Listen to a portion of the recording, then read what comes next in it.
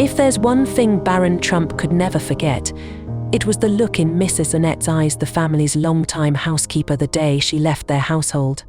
A look not of blame or resentment, but of an uncanny calmness. That day, Barron was too young to understand the murmurs of suspicion surrounding the disappearance of his mother's diamond ring.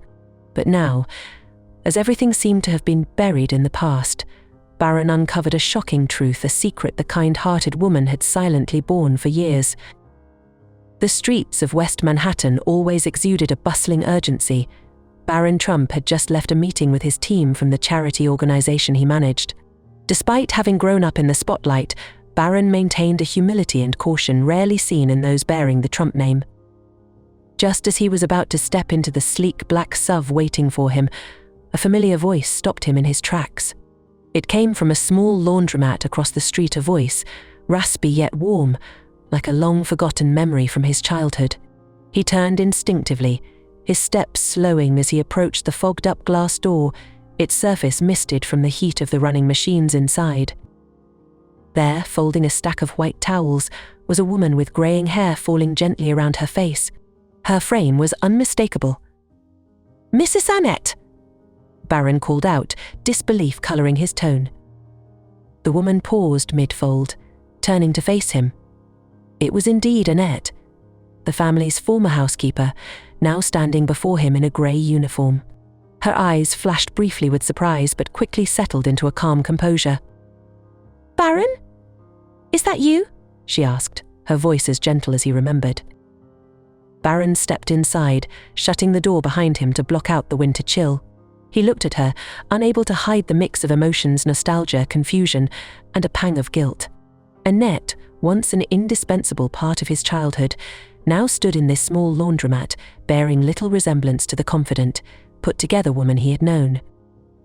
"You work here?" he asked, his voice trembling slightly. Barron tried to mask his emotions, but his heart sank at the sight of her. Annette nodded gently, a faint, fragile smile forming on her lips. "Yes, this is where I work now." Her words pierced Barron like a dagger. He knew she was concealing something, an unspoken pain she didn't want to revisit.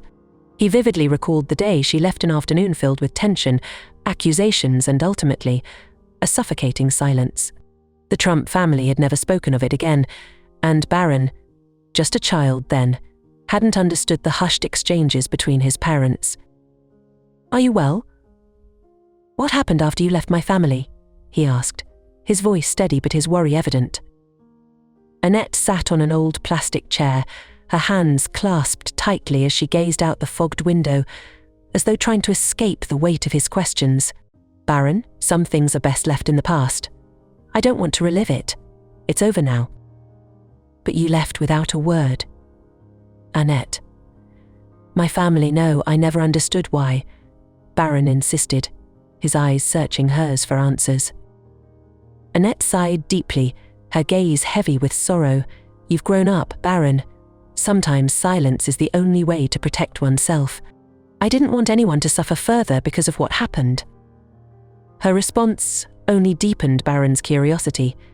He couldn't fathom how someone so integral to his family's life could vanish so abruptly, only to now reappear, living a solitary and quiet existence. "I know something happened," he said, his voice thick with emotion, "and I won't stop until I find out what it is." Annette looked at him, a mixture of pride and concern in her eyes. "Barron, don't chase the past. Some truths are better left undiscovered." But Barron wasn't one to give up easily. That brief encounter, fleeting as it was, planted an unwavering resolve in him. He couldn't shake the feeling that Annette had been wronged, and he was determined to uncover the truth, no matter the cost. Back at the White House, Barron couldn't stop thinking about Annette. She had been a cherished figure in his childhood, a steady presence in the chaotic Trump household. Yet her departure had been abrupt and shrouded in mystery. Something about her demeanor during their encounter convinced him that there was more to the story than anyone had ever admitted. Barron began his search by asking the security team for access to old records related to the incident. The files were meticulously archived, and as Barron flipped through the reports, he relived the details of the infamous event. His mother Melania's diamond ring, a treasured possession, had gone missing from her jewelry box and was later discovered in Annette's room. The report stated that after a search of her belongings, the ring was found in a small drawer. The conclusion was swift. Annette had been dismissed within a single afternoon. What struck Barron most was the lack of evidence beyond the ring's location. The report noted that Annette neither defended herself nor provided an explanation. She had simply accepted her dismissal and left. Barron set the file down, feeling a knot of unease tighten in his chest. How could someone like Annette, who was always so honest and trusted with significant responsibilities, commit such an act? He wondered. Doubt gnawed at him, and he knew he couldn't stop here. He began reaching out to former staff members who had worked at the White House during that time. Some avoided his questions, while others expressed regret for how Annette had been treated. The consistent response was, she was a good person. But the ring, no one could explain how it ended up in her room. That vague sentiment only fueled Barron's determination. Eventually, he sought out Harold, the family's elderly gardener, who had worked at the White House for over 2 decades. If anyone knew the truth, Barron believed it would be him. Sitting in a weathered wooden chair, Harold gripped a mug of tea tightly, his gaze dropping when Barron brought up Annette. "Mr. Harold," Barron said firmly, "I need to know what really happened to Mrs. Annette. She wasn't the type of person to do something like that." Harold remained silent for a long time. His shoulders sagged under an invisible weight, and after a deep breath, he finally spoke. "Barron, there's something I've kept quiet all these years. But if you're asking, I suppose it's time." Harold's hands trembled as he stared into his cup. "It was my fault, Barron," he confessed, his voice hoarse. "I'm the one who took the ring." Barron froze, disbelief washing over him. What are you saying?" Harold lowered his head, his face etched with guilt. "My son was in the hospital at the time. He had a rare illness, and I couldn't afford the medical bills. In my desperation, I did something unforgivable. I stole Mrs. Melania's ring. I planned to sell it to save my son." His voice cracked with emotion. "I hid the ring in my coat pocket, intending to sell it the next day. But Annette found it. She saw me take it. Instead of turning me in, she said, 'Mr. Harold, I understand. If this is for your son, I won't tell anyone.'" Barron was stunned. "Then, how did it end up in her room?" Harold's head dropped even lower. "Annette took the ring from me. She said if anyone discovered it, she would take the blame. She knew I couldn't lose my job, not with my son depending on me. She sacrificed herself to protect me, Barron." Barron felt as if a whirlwind was sweeping through his mind. Anger toward Harold, pain at the thought of what Annette had endured, and admiration for her kindness all intertwined into a complex emotion he couldn't put into words. "Mr. Harold, you know this was wrong, don't you? Mrs. Annette sacrificed her honor and her life to protect you, but you've never done anything to repay her." Harold looked up, his eyes red. "I know, Barron. I've lived with regret all these years. But Annette, she didn't want me to say anything. She said that sometimes kindness doesn't need recognition, but I know I betrayed her trust." Barron stood, his gaze burning with fierce determination. "I won't let this be forgotten. Mrs. Annette deserves to be exonerated. Even if she didn't ask for it, I will do what's right. This isn't just for her, but for everyone who needs to know that kindness and sacrifice should never be overlooked." A few days later, Barron sat across from Mrs. Annette in her small room. The faint light from the table lamp illuminated her face, aged, worn, but strangely calm. She sat there, gently folding a towel, as if their conversation was no big deal. But to Barron, every word she spoke was like a knife cutting into his heart. "Mrs. Annette, I know the whole truth now. I don't understand. How could you endure this for so many years? How could you let people think badly of you without saying a word to defend yourself?" Barron's voice trembled, his eyes filled with frustration. Annette paused, her hands stilling as she looked straight at Barron. Her eyes reflected a sincerity he had never seen in anyone else. "Barron, do you know? Some things in life aren't better just because they're spoken aloud. Harold wasn't just a gardener back then. He was a father, a desperate father. His son was fighting between life and death. If the truth had been revealed, Harold wouldn't just have lost his job. He could have been taken to court, sent to jail. And then, who would have taken care of his son? Annette sighed, her hands clasped together as if she were reliving the painful decision she had made. I was just a servant, Barron. I had no family, no one to lean on. Losing that job, I could start over. But Harold couldn't. He had a family to provide for. I couldn't stand by and let a child lose his father because of a mistake born out of desperation. Barron felt a sharp pain in his chest as he looked at Annette. He couldn't comprehend how someone could accept such sacrifice without anger, without bitterness. Did you ever think of yourself, Mrs. Annette? Don't you know that what you endured was unfair? Annette smiled, a gentle, serene smile tinged with resignation. Barron, I never thought about fairness. To me, what mattered most was compassion. We can't truly understand what others are going through unless we put ourselves in their shoes. I didn't need recognition. Just knowing that my actions helped Harold keep his family was enough for me. Her words crushed Barron's heart. He had never imagined that kindness could be so profound. He had also never realized that Annette's silence wasn't a sign of weakness, but rather a testament to the extraordinary strength of her compassion. But you lost so much, Mrs. Annette, Barron said, his voice breaking. You lost your honor, your job, and the respect of those who once trusted you. Annette shook her head slightly. Barron, I never thought I lost anything.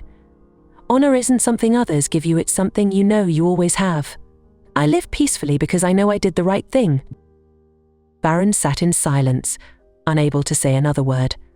After a moment he spoke again. Mrs. Annette, I can't let this story end here, Barron said, his voice filled with resolve. I can't let you continue to be misunderstood and forgotten. You deserve to be recognized for what you sacrificed, for what you did for others. Annette placed her hand on Barron's shoulder, her gaze gentle but firm. Barron, I don't need anything. What I wanted, Harold and his family now have. His son is healthy, and they've made it through their darkest days. I don't need anyone to know my story because it doesn't matter. Barron looked into her eyes, and in that moment he understood something profound. Annette didn't need the world's recognition, but he needed the world to know that her kindness was a beacon of light in the darkness.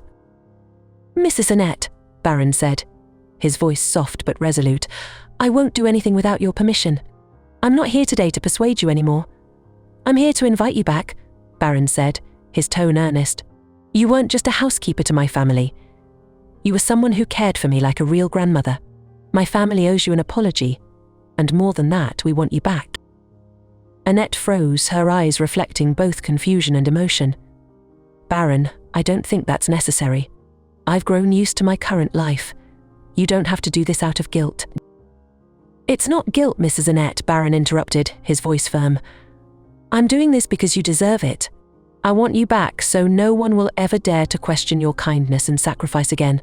And most importantly, I want you to know that I've always considered you someone who deserves respect and recognition. Barron's words left Annette silent for a long moment. Finally, she nodded, her eyes welling with deep emotion. If you truly want this, Barron, I'll come back. But not because I need the job, because I know you mean it from the bottom of your heart.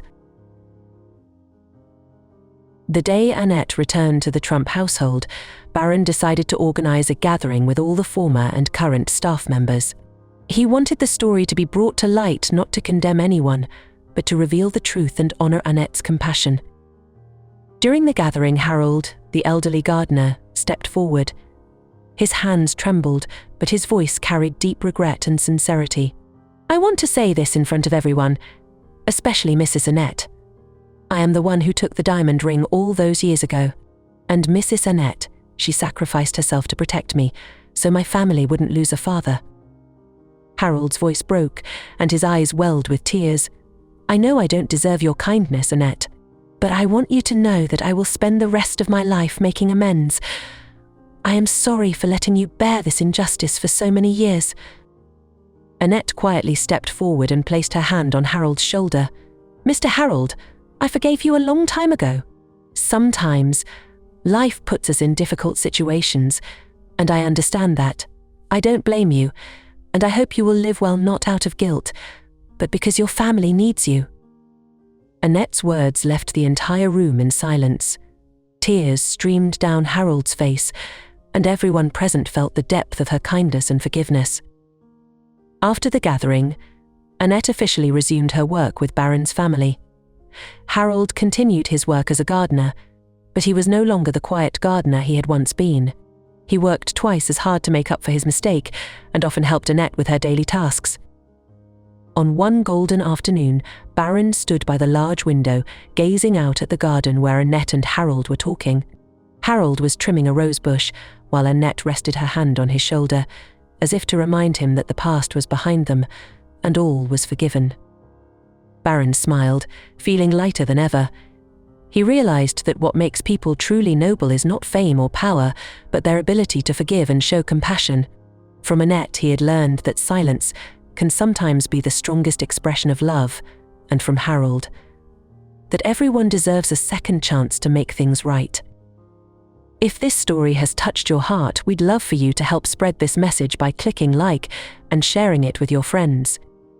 Help us reach our first milestone of 1,000 subscribers. It truly means a lot to us and will allow us to bring you more meaningful stories. Thank you for tuning in, and we'll see you in the next story.